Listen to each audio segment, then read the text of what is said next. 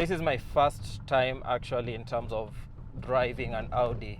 Most of the instances I've had is just getting into the car, sitting down, feeling it, but now is when I can actually say I'm having an on-road experience. And thus far, what I've found about it is it's a lot more, let me call it, controlled. It's not what I had expected in terms of, I was expecting a stiff driving system, stiff steering wheel, similar to what the BMW had previously offered. The Benz, it was a lot more easy and smoother, wasn't so much of an issue. But for off-roading, to me, this one, the steering, it's smooth, it's not tough, and it's perfect. The only thing that I did find weird about for this particular trim is I didn't have like an on-off switch for the off-roading capabilities. So when you look at what the Freelander has to offer, and also the A4 on a different trim or a different package, you have the Audi driving dynamics, whereby you can choose the different levels of stiffness of the shocks that you want. If I do remember correctly, you have two options for the shocks. You have the standard shocks, the springs, and you also have the airbag option. So the airbag, at least it gives you a bit of a ride control for it. No issue with the sticks, no BMW issues in terms of confusion of what is where. Fuel consumption, if I do remember correctly, the owner did mention that this one was giving him about 14 kilometers per liter. I've reset the system right now. I haven't seen clearly what I'm getting, but as we are talking, driving on this off-road, I'm seeing it bouncing between 7.4 and an 18 or 23. I'm guessing that's because I'm not going as fast as normal. But when I do hit the clear roads, that's where by now I'll be able to really push it and see how much of a speed capability I'm getting. So this is rough road Maram, but the other one is okay. Yeah, our ground clearance, it's a bit of a dance inside here, bit bumpy. So on this specific road, the last time I was here, I came with Renault. I came with a Renault Duster the last time on this road, and also I had an opportunity to have a Toyota RAV4, the new one, and I'd say the big difference between this one and that one, as I mentioned, for those ones, the suspensions, they were fairly new, and this one, they've stayed for a bit of a while. But other than that, it's a good experience. It's a good ride, fun ride with it. I can't go as fast as I want. It's not my car, so I can't really push it to the limit.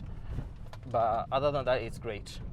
One of the main things I did find out that's a bit of an issue I have driving inside it is, you see, when you have a bottle stored over here and your hands are, you see, I'm properly set up in terms of driving position, but now my hand keeps knocking onto the bottle, so I'm not as comfortable with it. And then in another instance, let's say I take out the bottle and now I've got the armrest. So my passenger, they want to put their arms and be comfortable with it, but now for me, I'm just la da da di da, and then I want to make adjustments. It's fine when it's on this level, but if the armrest is a bit up like that, locked into that position, I'm just driving like normal, la la la la la, and elbow is nudging. Okay, let's lock it properly. So my elbow would nudge it, and also trying to control the dials also, it gets a bit tricky when the armrest is up on high. So for me right now, the hand being this way, this is really, really comfortable.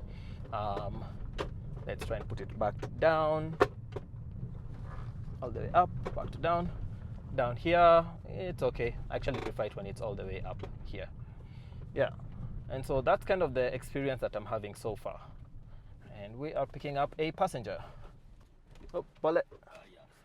Hey, nimesikia ati uko kwa mwisho ya barabara. Almost. Unajua mwisho ya barabara ni wapi? Mwisho ya barabara ni wapi? Ni mbali. So this is Baba Collins. He is Collins's dad, owner of the car. Umeendesha gari mara mingi sana? Ya, mara mingi. Nimeenda Eldoret mara mbili. Nairobi nakuja na kurudi. And from Mulot mpaka Ruaka. Natumia 2,700.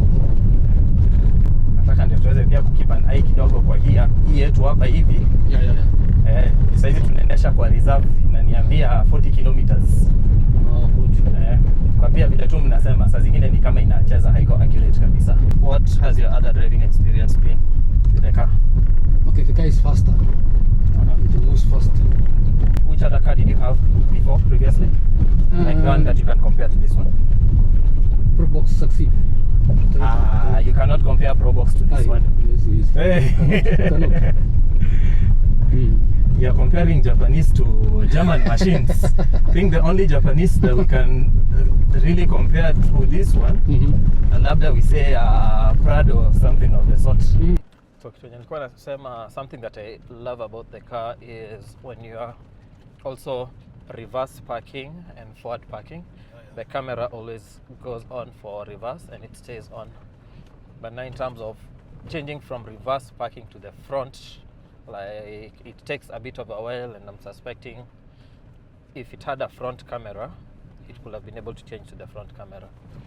But at least the parking sensors, they're always active. Welcome to the tarmac road. Tajaribu ku launch kiasi, itakuwa safe, sitaendelea mbio kabisa. So let's see, nataka kupatia yule space na time. So going from 0, normal driving, actually driving iko on drive sport mode. Launching 3, 2, 1 and back. No lag. Lakini wameka bumps mingi sana kutu prevent watu kwenda mbio hivi. Na hizi ni zile kubwa. But mkienda straight uzuri, zile bump you have to go at an angle. So at least ground clearance for the car iko properly set. Launching 3, 2, 1 and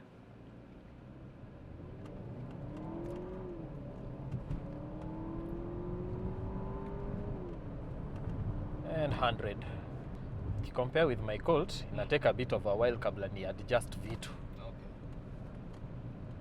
Actually, I don't think I'm even allowed to compare it to my Colt. So Bishi Colt na this one, 2 different groups. Mine is 95 horsepower. This is 220. Yeah. To 20 horsepower, you cannot compare it with the 95 horsepower at all. So